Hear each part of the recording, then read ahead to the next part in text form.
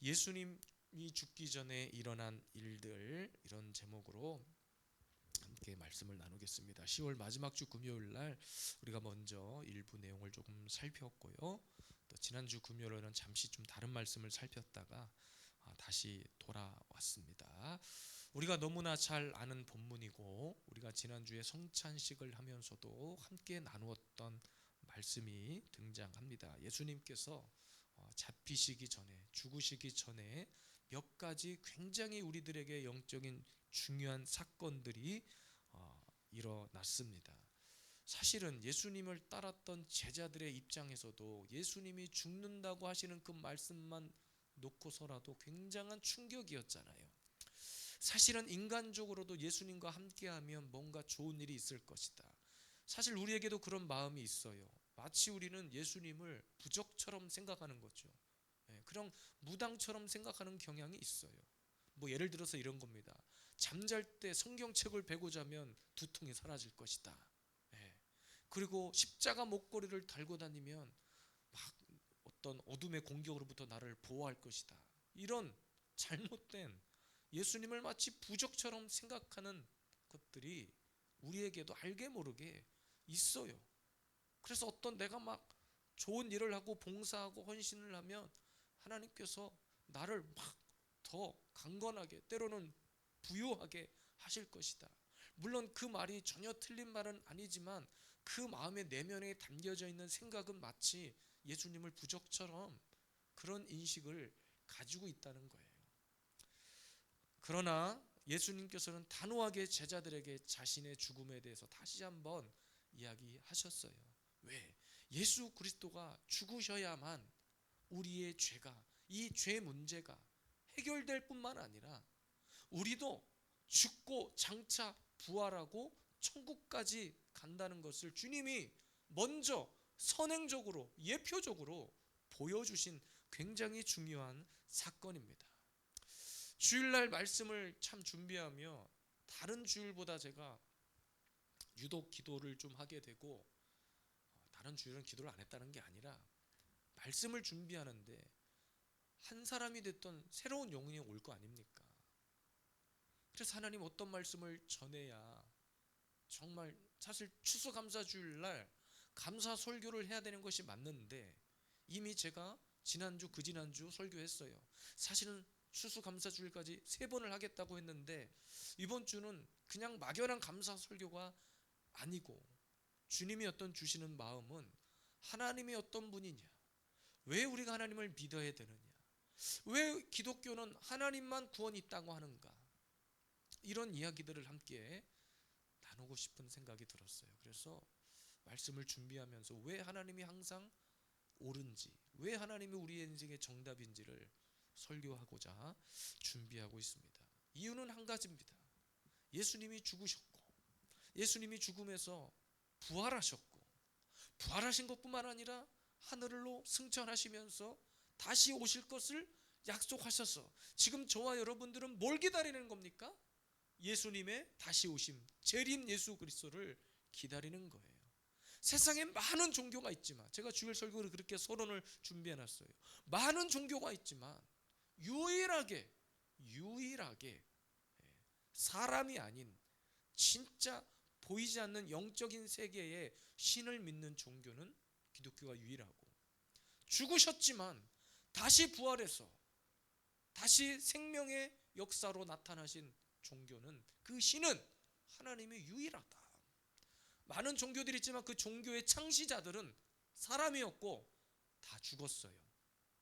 그리고 심지어 자기네들이 교리를 만들어서 뭐 우리끼리지만 어떤 그루밍, 가스라이팅 해서 그런 조직을 이끌어가는 것 뿐이라는 거예요. 근데 우리가 가지고 있는 기독교의 핵심 교리는 뭐예요? 기록된 성경 하나님의 말씀을 통해서 전 세계적으로, 우리나라뿐만 아니라 모든 세계가 다 누구든지 그들의 언어로 읽을 수 있는 교리는 기독교가 유일합니다. 그 안에 담겨진 것이 생명이고 나를 살게 하는 일이라는 거예요. 오늘 본문의 예수님은 그 일 때문에, 그 인류의 문제 때문에 죽으셨다는 거예요.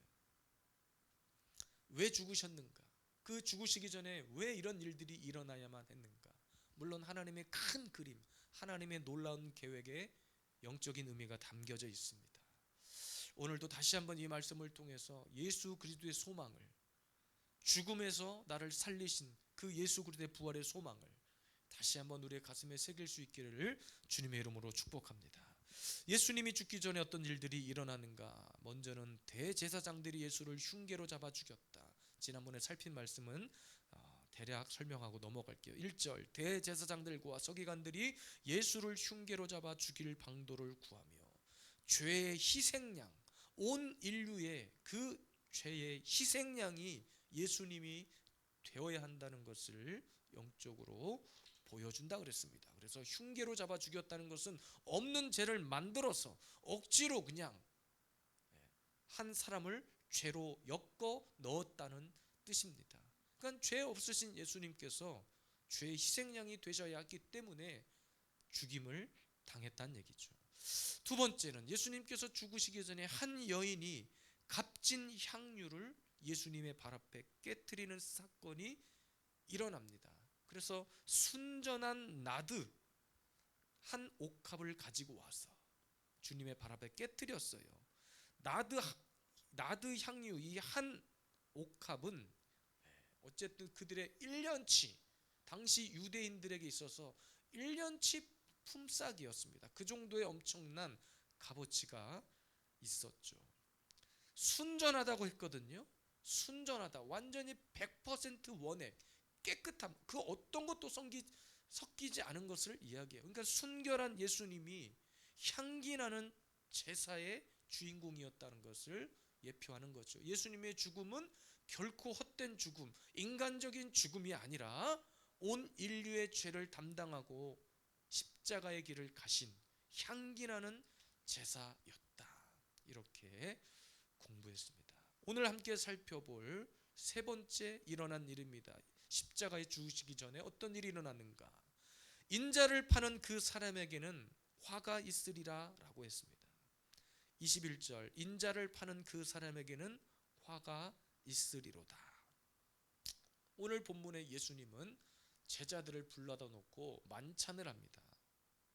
만찬을 시작하시면서 이 중에서 나를 팔 자가 있다. 18절 말씀해 보니까 내가 진실로 너희에게 이르노니 너희 중에 한 사람 곧 나와 함께 먹는 자가 나를 팔리라 하신대 그랬습니다. 그랬더니 제자들이 다 걱정이 된 거예요. 혹시 난가? 아무 일도 없는데 괜히 찔렸는가 봐요. 그래서 19절에 그들이 근심하며 하나씩 나는 아니지요 하고 말하기를 시작하니. 그러니까 당시에 제자들이 어떻게 보면 다들 신앙에 조금 자신들이 없었던 것 같긴 해요. 우리도 그렇잖아요.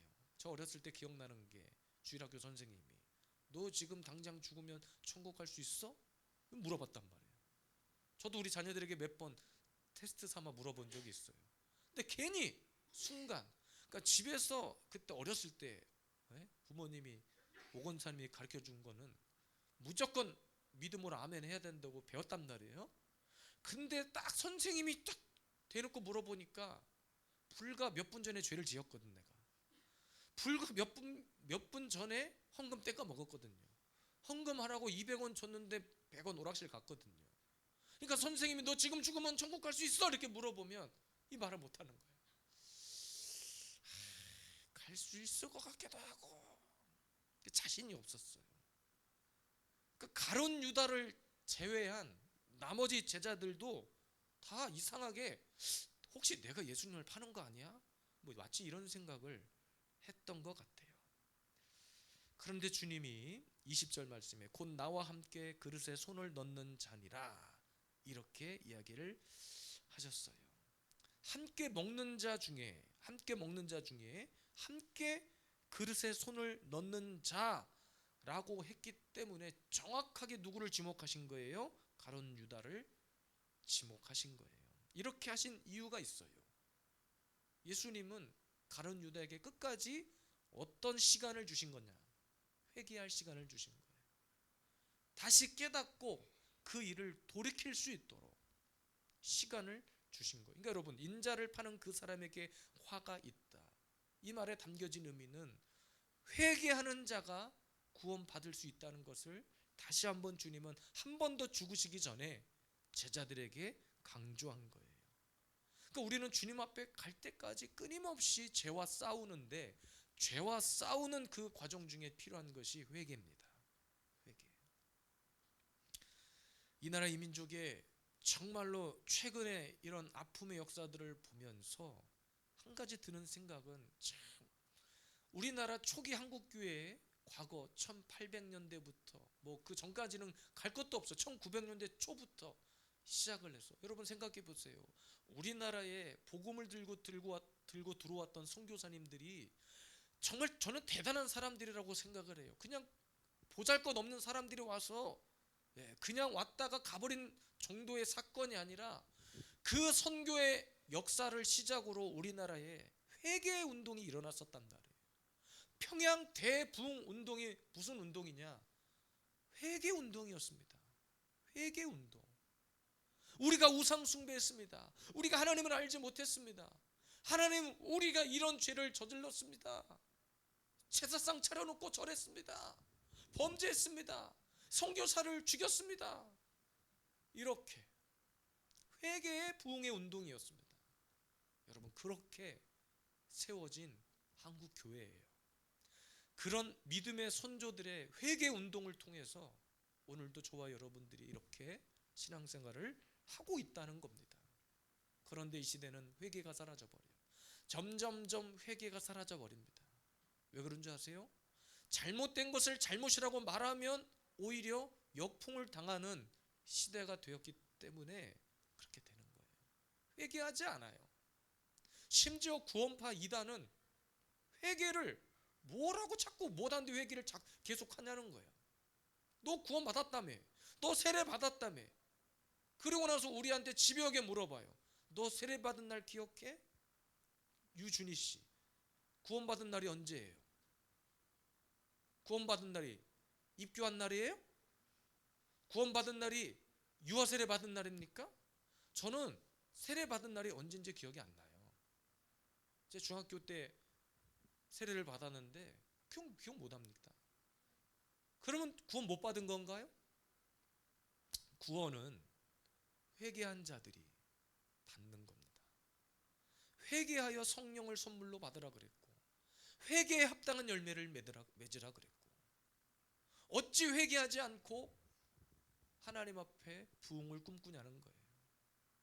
지금 이 시대는 진짜로 회개의 제2의 평양 대부흥의 회개 부흥 운동이 일어나야 할 시대입니다. 잘못돼도 한참 잘못 가고 있는 시대예요.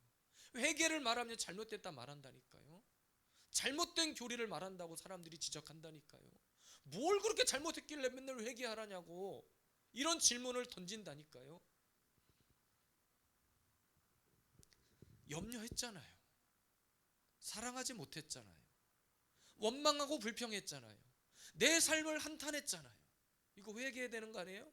하나님의 속성은 완전하고 평안하고 기쁨이고 희락인데 그렇게 살지 못했잖아요. 우리가 회개해야 될 제목은 하나입니다. 하나님의 말씀의 뜻대로 살지 못한 거, 오늘도 불안해한 거, 오늘도 초조함 속에 살았던 거, 오늘도 염려 속에 살았던 거 다 회개하는 거예요.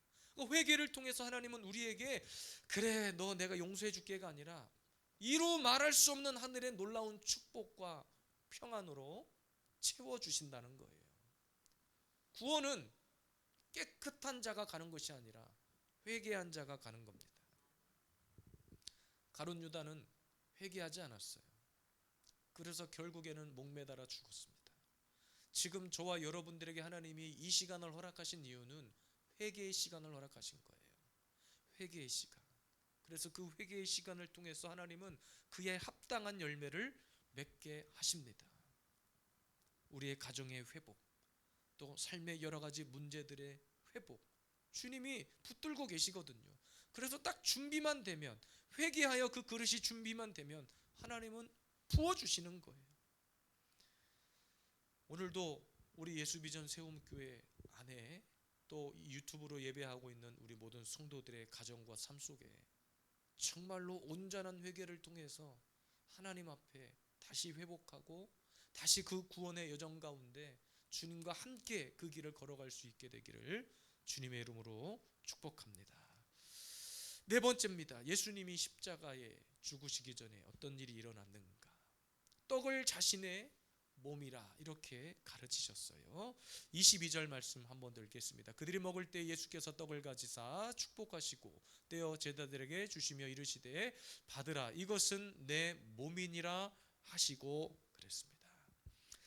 또 예수님은 죽으시기 전에 유월절 만찬을 행하셨는데, 그런데 예수님이 의도적으로 강조하신 것이 딱 준비되어 있었다는 사실이에요. 이것이 뭐냐면 예수님이 준비된 어린 양이었다는 것을 보여주는 거예요. 그런데 예수님 자신이 어린 양이다라고 하지 않으시고, 사실 말을 그렇게 했다 한들 제자들이 깨닫지도 못했을 뿐더러, 아니 멀쩡히 사람의 모습을 가지고 있는데 뭔 또 양이라는 거야, 깨닫지도 못했을 뿐더러 유월절 이 만찬을 통해서 예수님은 한 번 더 그 의미를 강조하셨죠. 그런데 한 가지 특이한 점은 유월절 양 잡는 밤에는 원래 당시에는 양고기를 먹어야 한답니다. 양고기. 그런데 유월절 규례대로라면 제자들 앞에서 양다리를 하나씩 뜯어 먹어야 되는데, 그거를 양다리를 뜯어주면서 내 몸이다 내 살이다 해야 되는데, 예수님은 전혀 다른 떡을 떼어주시면서 받아라 이것이 내 몸이다.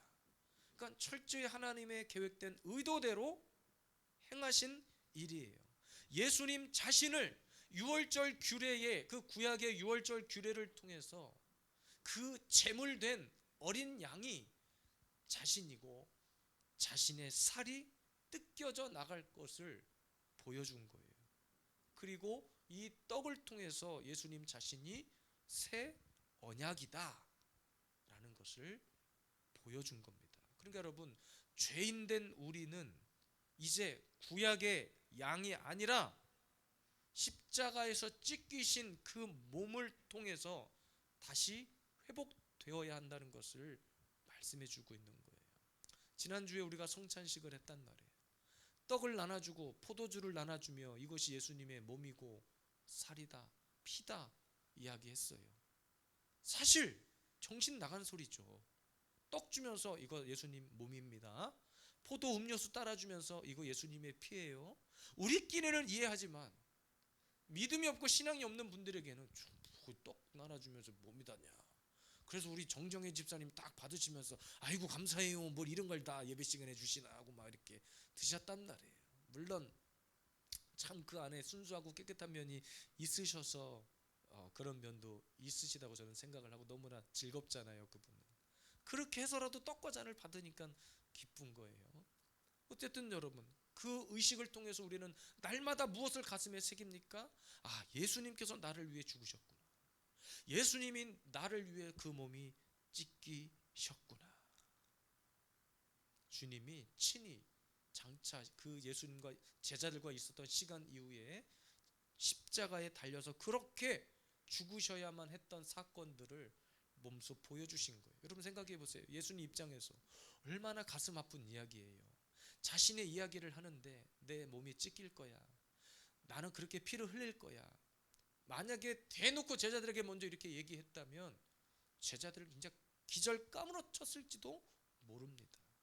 그런데 떡을 자신의 몸이라 말씀하시면서 왜 자신이 그렇게 죽어야만 하는지를 다시 제자들 가슴 속에 새겨 주었다는 거예요.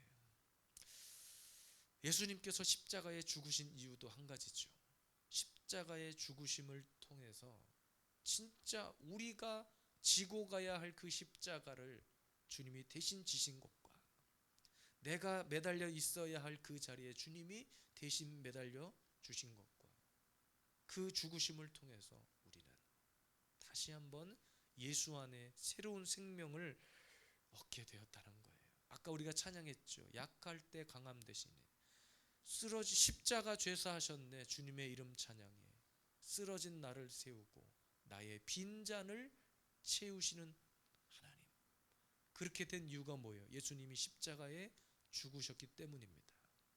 그러니까 여러분, 주님은 우리의 모든 연약함을, 우리의 부족함을 자신의 제자 가룟 유다가 죽을 줄 알았지만 한 번 더 그의 가슴 속에 예수 그리스도가 어떤 분인지를 알게 하고 회개하기를 원하셨고 돌아오기를 원하셨고, 여전히 지금도 하나님께서 택한 자 그 한 영혼을 우리에게 부르시기를 원하신다는 사실을 우리 다시 한번 이 밤에 우리 가슴에 새겼으면 좋겠어요. 하나님이 찾으시는 영혼은 수많은 영혼들이 아니라 택한 그 한 영혼, 한 사람, 한 영혼 주님이 찾고 계십니다. 여러분들도 다 소중하고 귀한 양이지만 잃어버린 그 한 마리의 양을 우리가 찾았을 때, 돈 잊어버렸을 때 찾은 것도 얼마나 기뻐요. 저 가끔 이제 철이 바뀌어서 먼저 입었던 양복을 딱 농속에 집어넣어놨다가 다음 해가 돼가지고 입으려고 딱 속주머니에 넣는데 그 안에서 막 10만원짜리 돈은 없죠. 5만원짜리가 막 쏟아진다고 생각해봐요. 얼마나 설레고, 괜히 멀쩡히 걸려있는 옷 주머니 속에 다 뒤져보면서 막 혹시 여기 뭐 또 돈 있는 거 아니야 찾아볼 거 아니에요. 여러분, 구원의 비밀은, 구원의 이 기쁨은요, 우리가 마치 길 가다가 어떤 금은보화를 주는 것 이상으로 정말로 우리의 가슴을 설레게 하는 일 같아요. 왜냐하면 그냥 내가 너 구원해 줄게가 아니라 어떻게 그 구원을 이루어 가시는지 예수님이 몸소 자신의 살을 찢고 십자가에서 피 흘리시고 이것들을 다 보여주셨잖아요. 그래서 하나님은 우리의 연약함을 누구보다 잘 알고 계세요. 우리의 부족함을 주님은 누구보다 잘 알고 계십니다. 예수님이 친히 떡이 몸이라고 하고 포도주가 피라고 하시면서 장차 자신의 일을 이야기해 준 것은 죽음으로 끝나지 않는다는 것을 이야기하신 거예요. 결코 우리가 이 수준에서 끝나버리지 않는다는 것을 주님은 보여주신 거예요. 제자들이 그냥 말로만 제자가 아니라 진짜 참 제자, 순교하기까지 어떻게 앞으로 살 것인지를 주님은 친히 그 주의 만찬식을 통해서, 최후의 만찬을 통해서 보여주셨습니다. 그리고 주님 말씀하신 대로 제자들은 다 복음을 위해 순교했습니다. 저와 여러분들도 소망을 가지시기를 원해요. 우리의 삶의 형편과 처지는 지금 이렇지만 하나님은 우리를 그냥 이 수준에서 머물게 하시 않으십니다.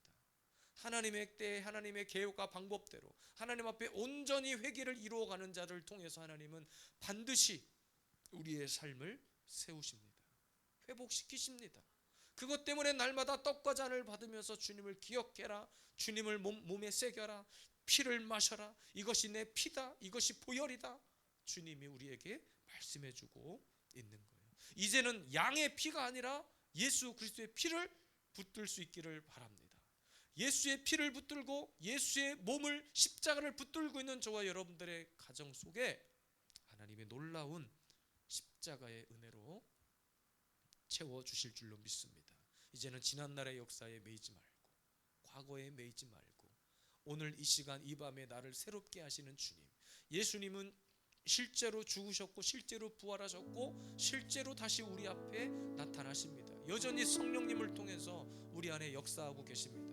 여전히 우리의 마음을, 우리의 심령을 주님이 붙들고 계십니다. 여러분, 끝까지 포기하지 마세요. 예수의 십자가를 붙드세요. 예수의 살과 피를 가슴에 새기시기를 바랍니다. 바닥에 있는 인생도 주님이 때가 되면 높이십니다. 땅 바라보지 않고 하늘을 바라보는 주의 백성들, 그 인생들을 주님은 반드시 주님의 때에 높이 들리십니다. 오늘도 믿음으로 달려나갑시다. 깊은 곳으로 나아가십시다. 하나님, 지금 이 수준이 아니라 앞으로 더 높은 차원에서 더 깊은 곳에 가서 하나님 우리에게 맡겨주신 이 사명들을 감당하게 하여 주시옵소서. 주님이 죽으신 그 십자가의 길을 내가 따라가겠습니다. 지금 당장 내가 져야 할 십자가가 무엇인지를 생각해 보세요. 내가 져야 할 십자가가 내 자녀인지, 남편인지, 또 가정의 어떤 형편인지, 교회인지, 하나님 오늘도 주님이 알게 하십니다. 깨닫게 하십니다. 주님, 내가 져야 할 십자가를 지게 하옵소서. 주님 앞에 그 십자가의 보혈의 공로가 오늘도 나를 살게 함을 믿습니다. 우리 함께 찬양하고 주님의 부르심 앞으로 나아가겠습니다.